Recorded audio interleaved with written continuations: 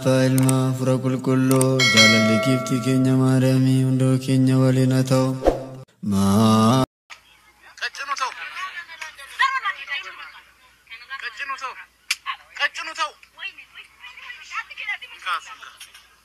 Ashama harka fuunee jirra jirtu hordoftoota kiyya jaalatamuudhaaf kabajamu nageenya irraa waaqessinii faa ta'u lafumaaf iddoo jirtanitti akkam jirtu anis dagaa koon jira galanni fulfinni waaqayyoodhaaf haa ta'u egaa har'allee akkuma viidiyoo jalqaba irratti isinitti mul'ise sana waan baay'ee nama gaddisiisudha jechaadha akkamitti silamee amma biyya keenya keessatti poolisiin akkasitti dubartii reebu kun maali garuu maal jettanii yaaddu biyya qabna jennee himannaa Ayaan Adwaa waggaa 129ffaa kabajama.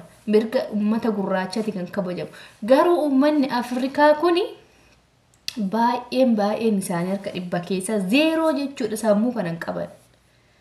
Garuu maali seerri yani qaamni rakkoon tokko dubartiin tun amma garuu waa balleessite jedhee yaaduun akkasitti osoo waan tokko balleessiteeyyuu Ande seerri haada buseeratti dhiyeessa malee akkamitti aangoo irratti fudhatee poolisiin naannoo tokko dubartii akkatti dhiita akkatti qaqqaxa kun seera akkamiiti mee dhugaa waan baay'ee arguudha nama gaddisiisu biyyi keenya gara itti deemaa jirtullee ani hin beeku haadha abbaa teechisanii daa'ima gudeedu haadha odobbaan abbaa warraas ta'a odobbolaanas ta'an dubartiin tun maaliif rukkutta jettee gaafattu ishiillee dhiyachitti kaballaadhaan Hinde qaamni seera gaafa kana raawwatu eenyutti iyyata hawaasni kun mirgi dhala namaa garamitti eenyuun nu kabaja xayye biyya keenyatti akkamitti gallee jiraan hinde hiyyeessi jiraachuu waan nyaatu dhabeera garaatti guyyaadhaan milishaan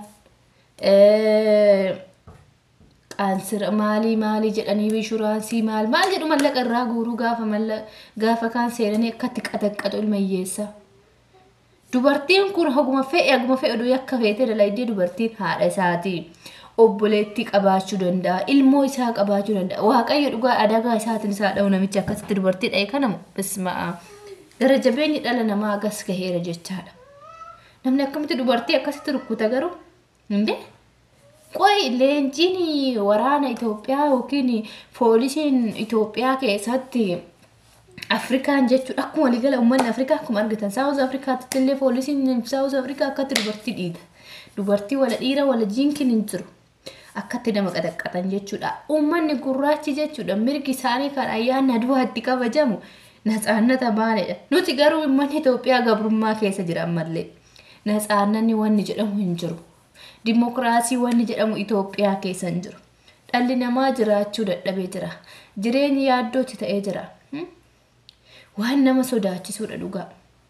Wanta dubbachuudhaaf illee nama qaanessuudha.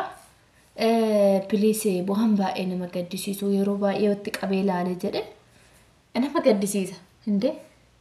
Ayyaana Adwaa natsaannatiin kabajamu yookiin mirgi erga Oromoo Itoophiyaan gabrummaa jalaa baate jedhamee kabajamu suni dubartii raggaxuudha.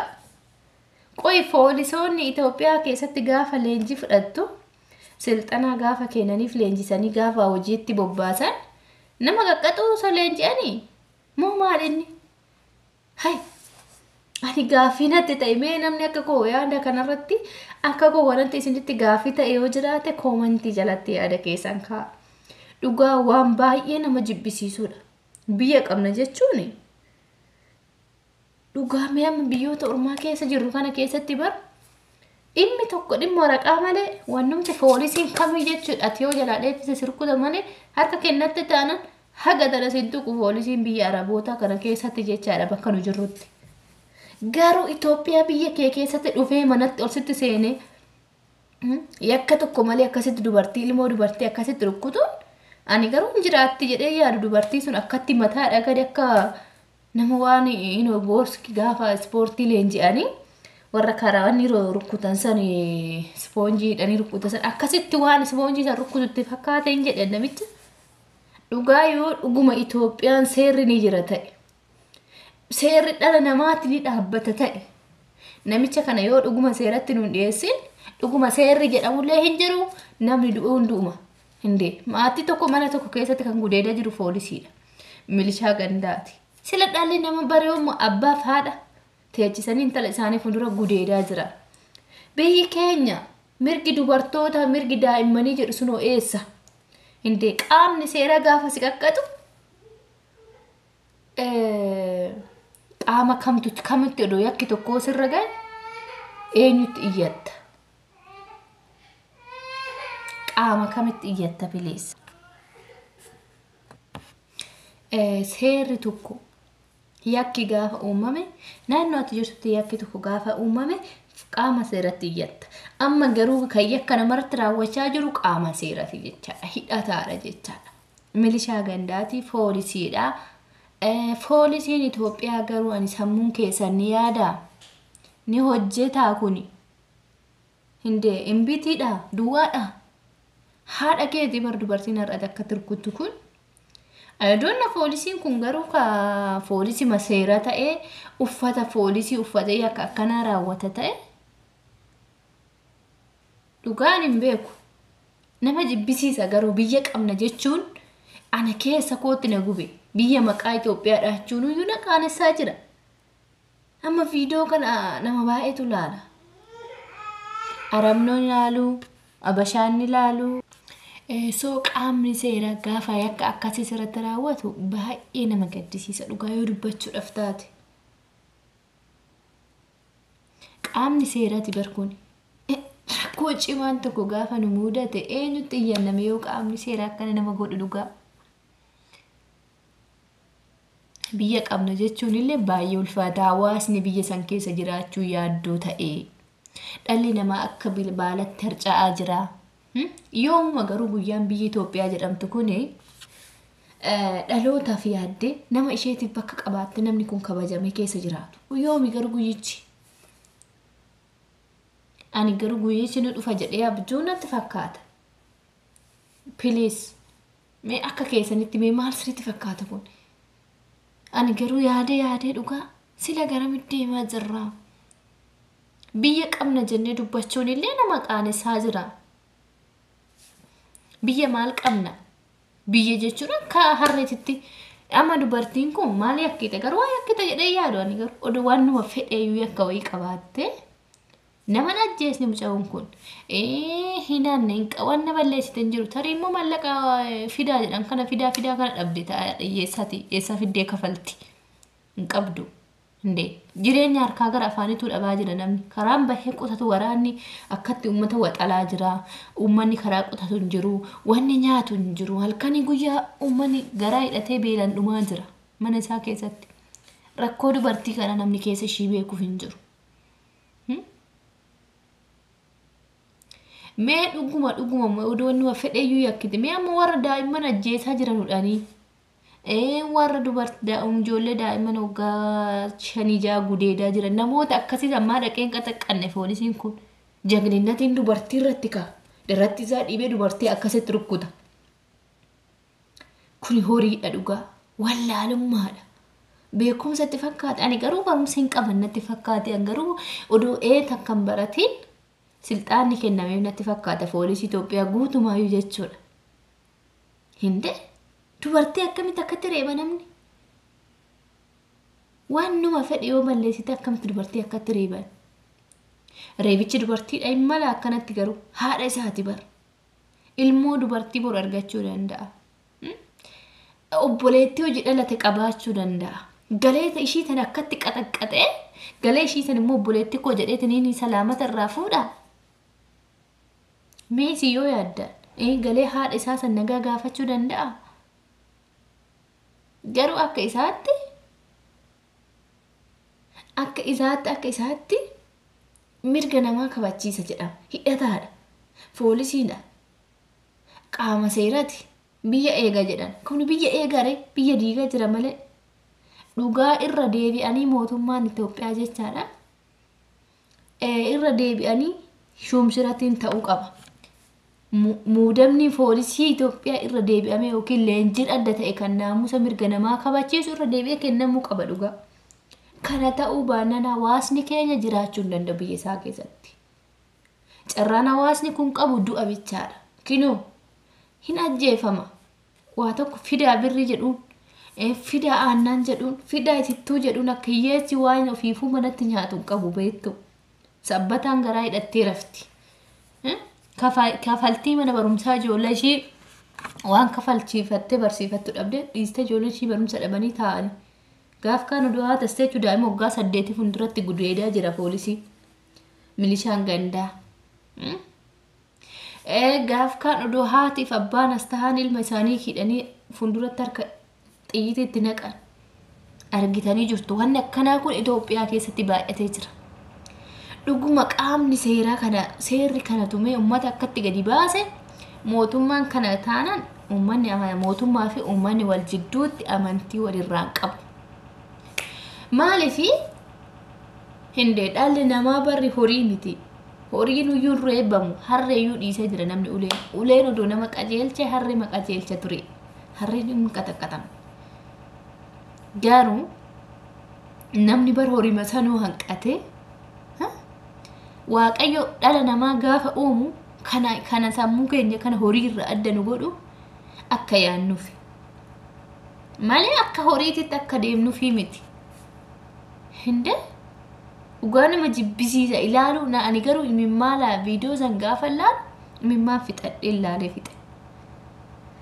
Akkasitti taragaaggi qaccinuu jedhaniin immoo maal ragaaga'ame? Kan taragaaga'u qabu ishee reebbamte sanii malee ishii san bishaan obaasanii nyaatatti kennanii aannan obaasanii ishiidhaan ragaaga'u qaban malee isa quufee kaalchoo yookiin teestaa dubartii irratti ilaallatuun taragaaga'e jedhuuni maal taragaagga'a? Inde dubartoonni kuwwan illee birmaa rukkuttaa maal balleessite jedhanii gaafa gaafatan isaan illee achitti xiffiidhaan qaxaqqata. Abbaan mana sanii dhaabbatee ilaala. Sodaatan kamaal godhu qaama seeraati hidhataadha. Qawwee qabatee deema doorsisa. Miskiina waan nyaatee bulu qabni irratti aangoo argisiisa. Hinde kun amma dhuguma poolisii biyya bulchu jedhani moo? Horii farda lugamaa bahe bar akkas ta'e bar gaangee argitanii miti gaangeen amma gaangeen abbaa ishee guddise ishii nyaachisee ishii qallabee ishii hidhee waan marga kennee fi garbuu qicaa fi bulee ganama gaafa yaabbatee abbaa sun yoo irra tasa deemu kufe achitti dhiittee biraa deemte akkas ta'e jechuudha poolisiin Itoophiyaa. Haadhaaf abbaa isa guddisanitti garagaree qaxaqqata. Obboleettii isaa garagaree qaxaqqata. Maaliif kuni? Hinde kana durallee argitanii turtu milishaa wayii mucaa wayii hidhee naannoo Jimmaatitti jedhame mucaa hidhee bishaan keessa kaa lubbuudhaan doo jiru bishaan keessatti qaxaqqata. Namni viidiyoo san laalee hin mararfanne hin jiru. Hinde imaanaa mootummaarraa fudhatan waadaan itti farramanii uummata koon tajaajilaa hawaasa koo diina irraa eega jedhanii waadaa san cabsanii ilmayyeessaa akkatti qaxaqqatan haadha isaanii akkatti qaxaqqatan ani beeku keessa kootitti garuu jecha ittiin dubbadhullee qabu. Miira keessa nama gaashe nama gaddisiisa odoon dhugaa bira jiraadhee qaama nama san danda'ee nyaadhellee nama mararu ilkaan jechuudha. Waan biraa godhuu dadhaba. Odoon dhakaatti darbeessa burussee dhugaa rabbi na gube akka waan ana qaxaqqaxeetitti qaamni koo na surureessa sallaalee. Hinde yakki dubartiin kun hojjette maali? Mee dubbadha yakkuma sanimaa. Yakkumtu dubartittiin kun raawwatte mee maali? Maal yakkite? Nama ajjeesne. Hinanne. Tanaayyuun qabdu garaan yoo tana garaa duwwaa jirti. Uffata ishiin uffattu argitaniittu. Waan garaa nama nyaatu jechaadha. Garuu beeku waan siniin jedhu. Namatti dhagahamu. Biyya qabna jennee himachuullee sadarkaa qaaneffachuudhaan Itoophiyaa jedhee himachuun sodaachiseera bara kana keessa.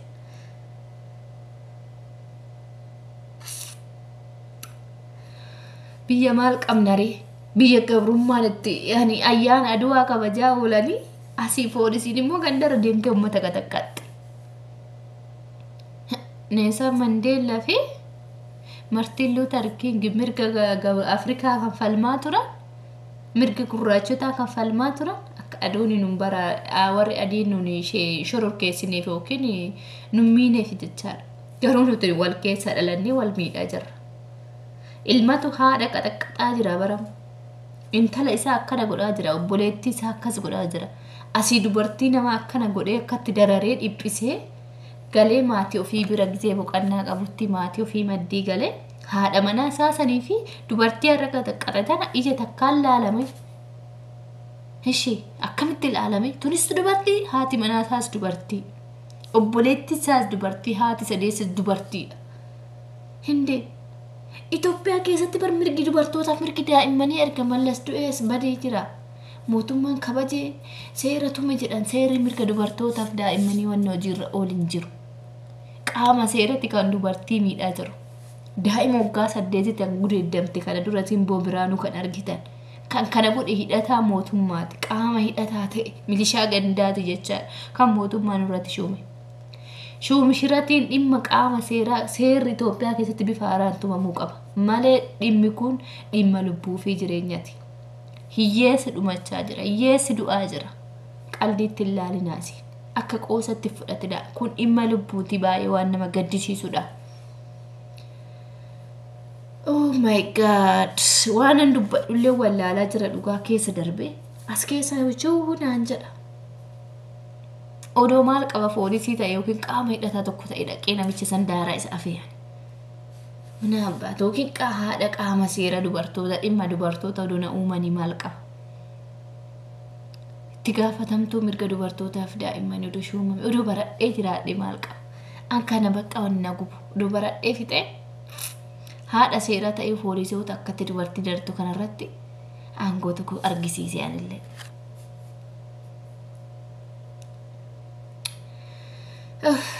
Hordoftoota keenya galatoomame maal jenna wanna jennu tunu jalaa badee bakka miira keessan nama galcha beektanii wantichi hundi keessanuma yaada keessan kanatti akka Itoophiyaatti warri sooshaal miidiyaa fayyadamtan guutuudhaan gamtaa Afrikaa guutuu irratti diddaa mirga dhala namaa mul'isaa dhugaa. Viidiyoo hojjedhaa, viidiyoo kana duweetu godhaa, sheer godhaati viidiyoo irraa hojjedhaa.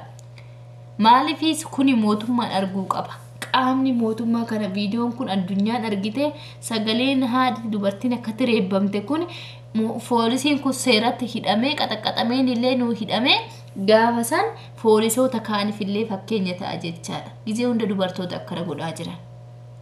Kana dura hin argitanii turte Baaleen keessatti waan akkasii uumame. Bakka baay'eetti dubartoota miidhaa jira poolisiin jechuudha. Hidhataadha jechuudha. Qaama seeraati jechaadha. Kan rakkoo yoo si qunnametti iyyattu kana godha. Kanaaf hundi keessan hin callisina. Kun dhimma lubbuuti. Dhimma haadha keessaniiti. Biyya jirti haati keessan. Obboleettiin keessan biyya jirti. Boru isaan irra ga'uu danda'a. Akkasitti ilaalladhu. Callistanii biran darbina. Sheer godhaati sagalee irraa taa'an kana.